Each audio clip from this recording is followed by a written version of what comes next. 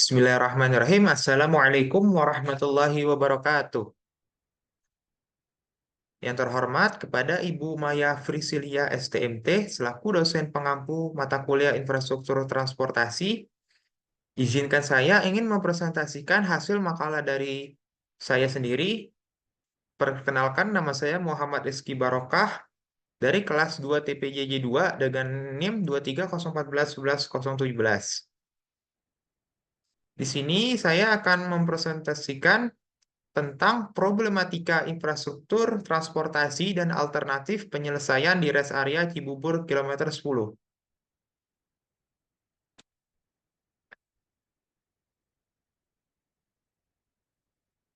Pendahuluan. Tempat istirahat atau dikenal secara luas sebagai rest area secara umum adalah tempat beristirahat sejenak untuk melepaskan kelelahan, kejenuhan, ataupun ke toilet selama dalam perjalanan jarak jauh. Sebagai sebuah fasilitas untuk beristirahat pada pengguna jalan, maka rest area akan dilengkapi dengan berbagai fasilitas penunjang lainnya untuk kenyamanan para pengguna jalan sebagai tempat melepas lelah. Fasilitas penunjang yang dimaksud seperti SPBU, musola, area makan, dan minum, serta fasilitas lainnya yang menunjang kenyamanan para pengguna rest area.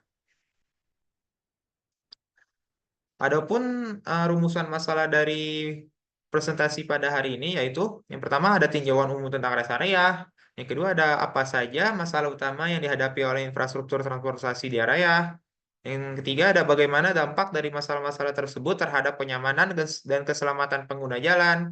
Yang keempat adalah apa solusi yang dapat diterapkan untuk mengatasi masing-masing masalah tersebut. Tujuan penulisan dari makalah ini yaitu untuk memperbaiki fasilitas dan layanan di rest area untuk meningkatkan kenyamanan dan keselamatan pengguna jalan. Yang kedua itu mengurangi kemacetan dan antrian dengan solusi yang efisien, mempercepat waktu perjalanan dan meningkatkan pengalaman pengguna. Yang ketiga, memberikan panduan bagi pembuat kebijakan dan perencana infrastruktur dalam mengembangkan dan merancang rest area yang lebih baik. Pengertian rest area. Rest area dilihat dari kosakatanya, rest area mempunyai dua suku kata, yaitu rest dan area.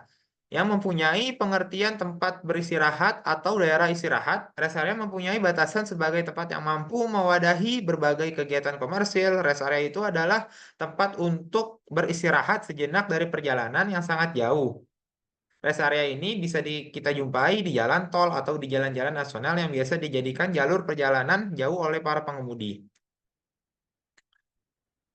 Adapun fungsi dari rest area yaitu untuk beristirahat, untuk sholat, untuk belanja, dan isi ulang bahan bakar, dan buang air, dan untuk buang air besar atau buang air kecil di toilet. Jenis-jenis rest area.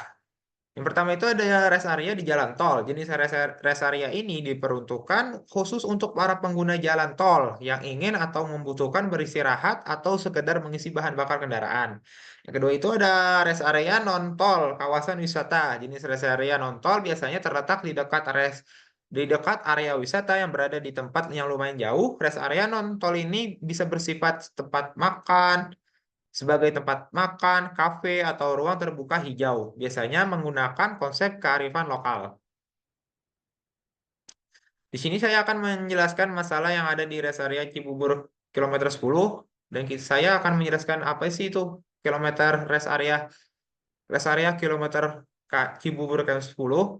eh, adalah fasilitas istirahat yang terletak di kilometer 10 dari gerbang tol Cibubur pada jalan tol Jakarta Cikampek. Lokasi ini strategis karena berada di jalur yang sering digunakan oleh pengendara yang melakukan perjalanan antara Jakarta atau Cikampek atau sebaliknya. Dan fasilitas ini dirancang untuk memenuhi kebutuhan berbagai jenis kendaraan dan termasuk mobil pribadi, bus, dan truk.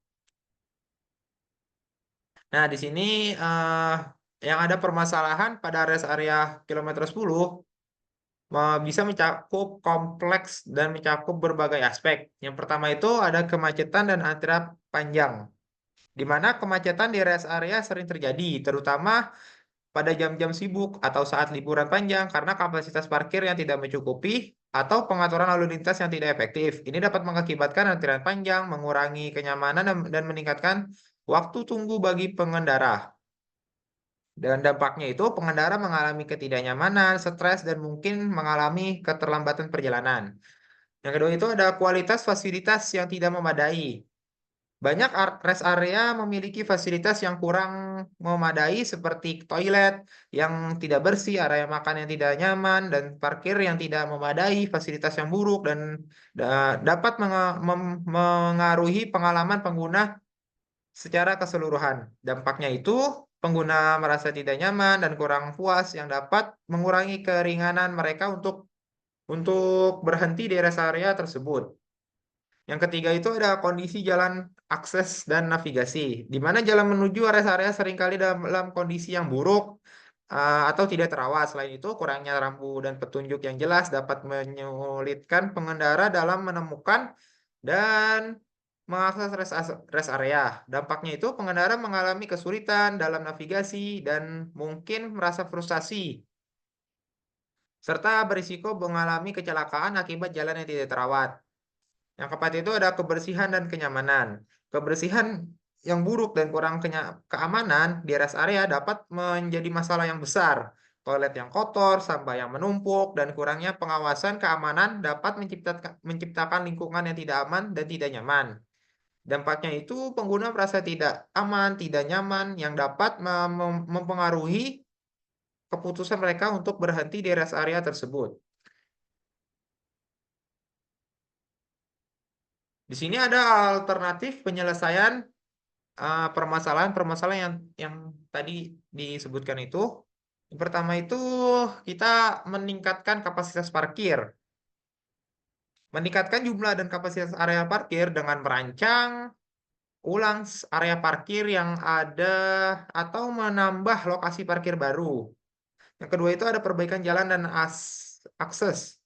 Meningkatkan melakukan pemeliharaan rutin dan perbaikan jalan untuk memastikan akses ke dan dari rest area dalam kondisi baik, penambahan rambu-rambu lalu lintas yang jelas dan